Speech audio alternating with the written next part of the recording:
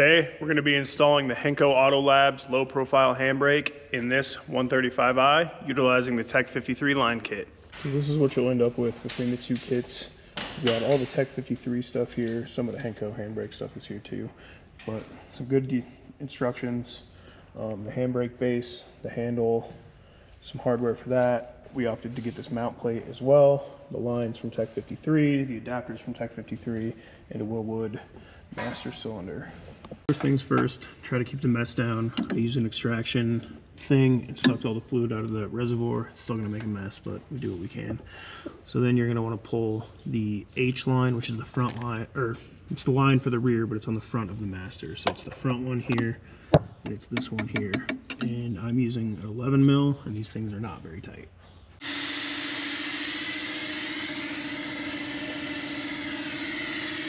This is what you'll be left with once you snake it out.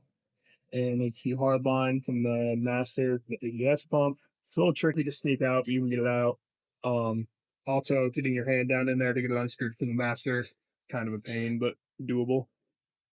So once you get that out, you're gonna wanna grab the pair of adapters from the Tech 53 kit that match the hard line you just took out, and go ahead and get them in there. Since these are AN fittings standard, they are a 9/16 hex size. That one in there, that one in down there. Again, that one's kind of tricky, but doable. They don't need to be super tight. They are going into aluminum, so be a little bit careful. And with that, we're gonna call it done under the hood for now and go inside the car.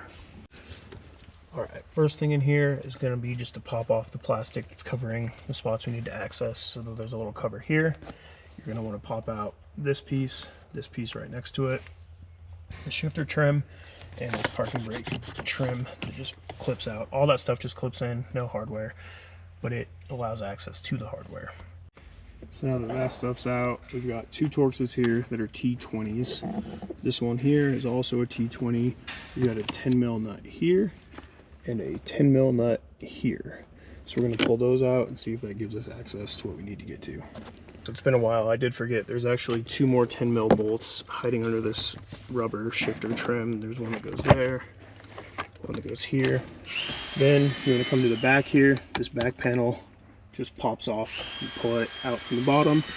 There's a 10 mil there, a 10 mil there. And the last thing should be on both sides, way up here under the dash. There's little plastic push clips you'll have to pull out with a clip tool.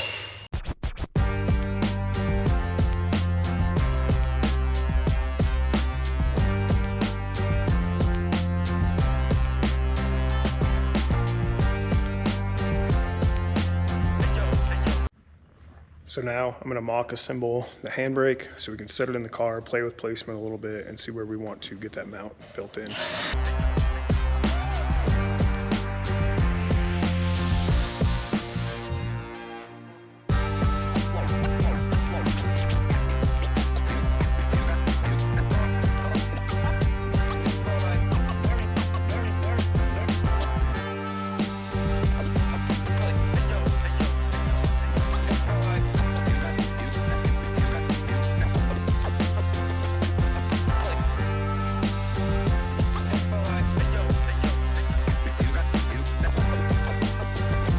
Looking at what we got here, set this back on just as a visual of sort of where that trim piece is.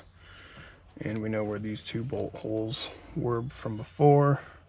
We're kind of under there, so we know that's right about there. So ideally, we're gonna want this as far forward as we can get it up here. And right on the edge of this, I think is what we're gonna want to end up doing. But being that this is a reverse pull and the bolster of the seat, I don't want to pull this because it's not great for the masters to pull them dry, but I've got not much pull on this before my arm locks up in the bolster of the seat here. So we're actually going to need to scoot this a bit further forward, which runs us into our next issue of this under dash mounting here. We're unfortunately going to have to trim some of this out. There's nothing behind it, thankfully. I mean, there's a wire harness back there, but it's movable, obviously. Just enough so we can tuck this master up under there about another inch or two, and then we should be good to go. All right, so here's a little piece we cut out of that. You can see just plastic and a little bit of the bracket. The dash is still very solid. But what that allowed us to do here is scoot this handbrake all the way forward. You can see the master is all the way up behind where it was touching before. You can go even further. You can go until that touches there, which you probably don't want to do. It really blocks access to that knob and probably would rattle and be annoying. So right now I got it lined up there and on the edge of this little step here. Tried it out. That seems like it's going to be about perfect. So what I'm going to do now is start cutting this carpet out around this and get down to the actual transmission tunnel sheet metal. One thing I did change on this mount, which is probably overkill, but took nothing to do it, is I went and shot a bunch of holes in it, just so I don't think the whole perimeter is going to sit down perfectly flat, and I know there's a hole that this bridges down into the trans tunnel, so that just gives me, you know, 1, 2, 3, 4, 7 more points of contact to just do little spot welds into, make sure that thing flexes as little as possible. So now we got our location picked out here. Traced the one edge of it that was easy to trace. Just be careful of this when you're cutting the carpet. It can get in the way. There's a little clip down in here you can release and it'll give you a lot more wiggle room with it to get it where you want it. It's still going to be a bit of a pain. It just tucks up behind the bracket there, so it'll be okay, but just be wary of it. So now the next step is going to be to get all the sheet metal cleaned off down to bare metal so we can weld the bracket to it. So we got all the factory paint cleaned off that area there around where we need to weld. So the next thing I'm going to do is I'm going to hit both that and the underside of the weld-in mount with some of this weld-through primer. That way corrosion never becomes an issue for him in the future. We got that all primed. We got that marked out where we want it, sitting on there. So now we're ready to weld it.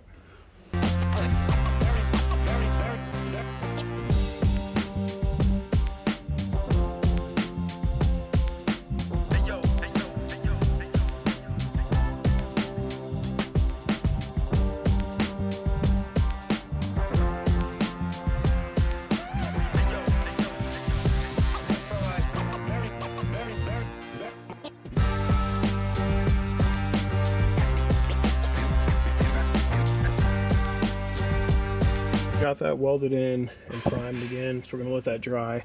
The next step is going to be to remove this under tray cover right here. There's 3 T30 Torx that hold it in across the front, and then it just slides forward out. So now we need to find a place to pass our lines through. It'd be kind of hard to see. The way I like to do these is there's a factory grommet right up above the dead pedal with tons of space. There's even actually a little pass-through nub that's not used. So it's real easy to pop through that. I like to do that by heating up a screwdriver with a torch and then just like through butter. So then I take the end of these two to a long screwdriver, pass them through there from inside, and just pull the screwdriver out, and we are through. Need to bleed the brakes now. I'm using this pressure bleeder setup. Definitely the way to do it for these inline hydros. So basically we're just going to let it free flow through the brake system for a little bit while we go around and shake all the lines up, jiggle the master around.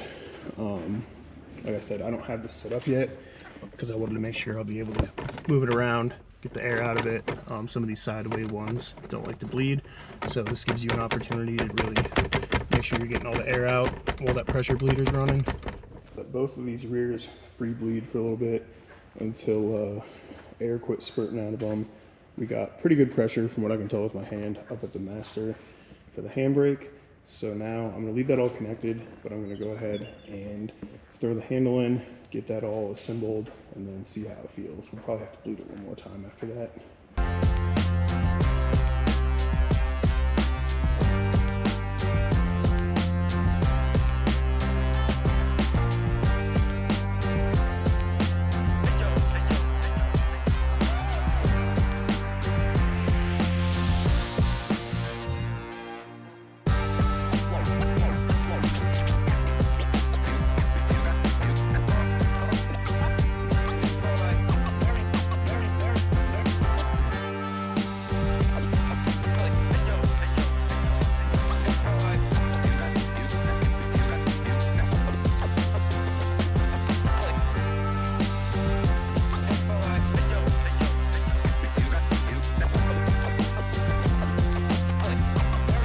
got this bad boy all bled out now, feeling good, right amount of pressure. So the next step now is going to be the real fun part of refitting this, seeing what all we need to trim out for this bracket itself, and then making the cut for the handle right here. This is loose, don't mind that. Because the handle has to come out, I didn't tighten any of this stuff great, so that's why it has that lateral play there. But so we're gonna pull this back out, go get the center console, start trying to fit that back in. So we mocked up the center console here. I see the first place I'm gonna need to trim to get it to fit in, and then we can see where it's gonna sit and what that's gonna look like. I went ahead and popped out this this guy just to give us more visibility. There's like two T20s that I think is what that says, that hold that guy in from the underside, and then it will pop right out.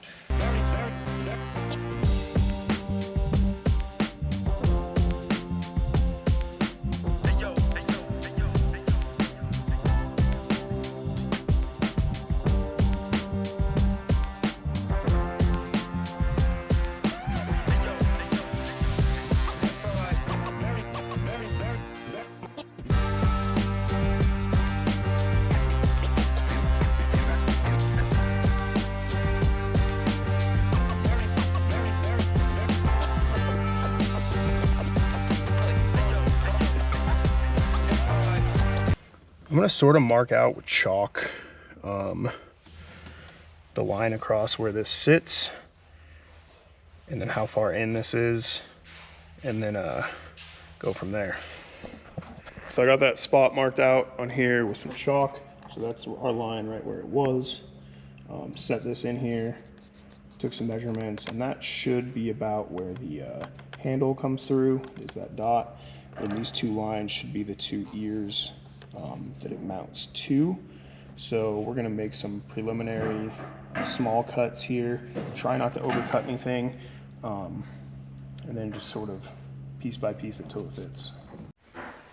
All right, so we got this in now, sitting on its studs where it needs to be with this. I had to trim out a little bit more here than I intended on needing to, but it's all right, it still looks pretty good. So now the next steps are gonna be basically just reinstalling all the hardware to hold the center console in, the shifter trim, and that bit. And then we will be almost done.